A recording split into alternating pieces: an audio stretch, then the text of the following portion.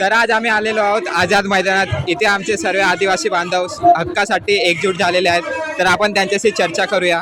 आज आपण सर्व एकजूट झालेलो आहेत, त्याबद्दल तुम्ही काय म्हणणार? जोहार.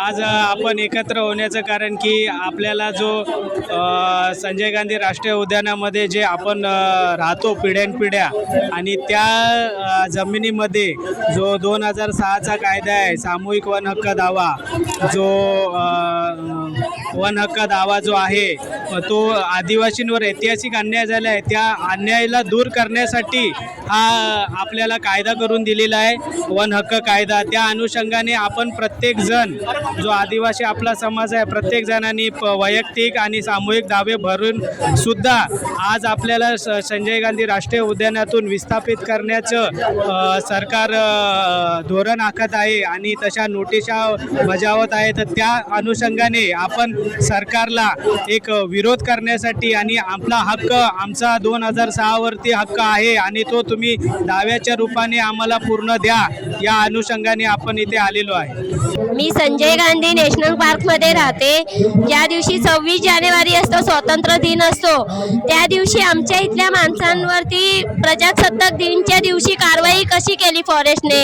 हे तर चुकीचं आहे ना. स्वातंत्र्य दिवसाच्या दिवशी हे कारवाई अनलिगल असते, मग ती कशी केली? मग याच्यासाठी प्रशासनाने काही ॲक्शन नाही घेतलं. आमच्या लोकांवरती केसी टाकल्या, मग त्या मागे घेतल्या पाहिजेत. माझी तर हीच मागणी आहे की आमच्या लोकांनी सत्ता दिनच्या दिवशी काहीच उल्लंघन केलं नाही.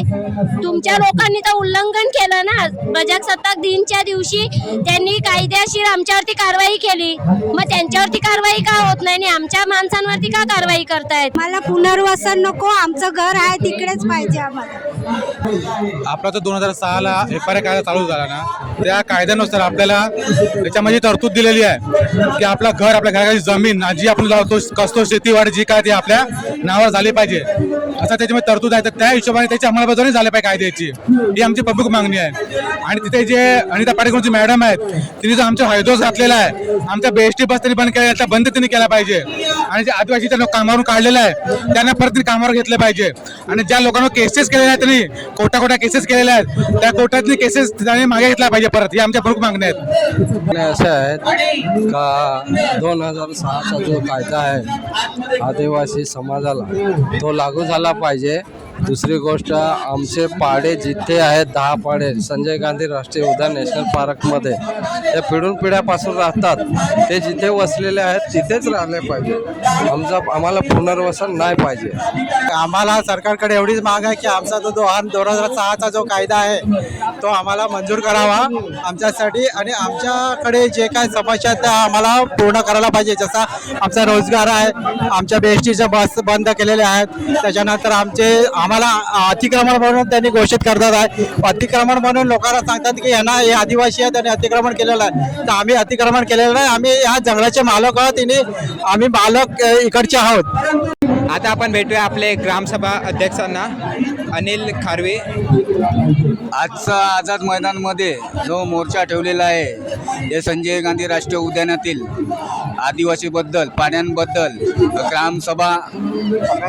ग्रामसभेबद्दल, वन हक्क समितीबद्दल, आपल्याला घरं मिळण्याबाबत, घरं आणि आपण जे दावे भरलेले आहेत ते दाव्यांचं रूपांतर सरकारने द्यावं.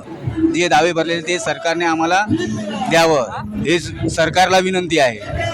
आम्हाला सरकारकडे हीच मागणी आहे की आम्हाला नॅशनल पार्कमध्येच राहायचे, आम्हाला पुनर्वसन नको आहे. तर आम्ही पिढ्यानपिढ्या इथे राहिलेलो आहे आणि आम्हाला बाहेर राहून काय परवडणार नाही वगैरे. तर आमचे दादा आजोबा सगळे इथेच सगळे राहिलेले आहेत, तर आम्हाला कुठे जायची गरज नाही, आम्हाला इकडेच राहायचं आहे नॅशनल पार्क संजय गांधी राष्ट्रीय उद्यानामध्ये. आम्हाला सरकारकडनं लाईटीची सोय झाली तर अजून चांगलं होईल. पाण्याची सोय नाही आमच्या इथे, बायकांना बाथरूममध्ये जायला वगैरे बाथरूम बांधून दिलं तर अजून चांगलं होईल. हीच आम्हाला सरकारकडनं मागणी आहे.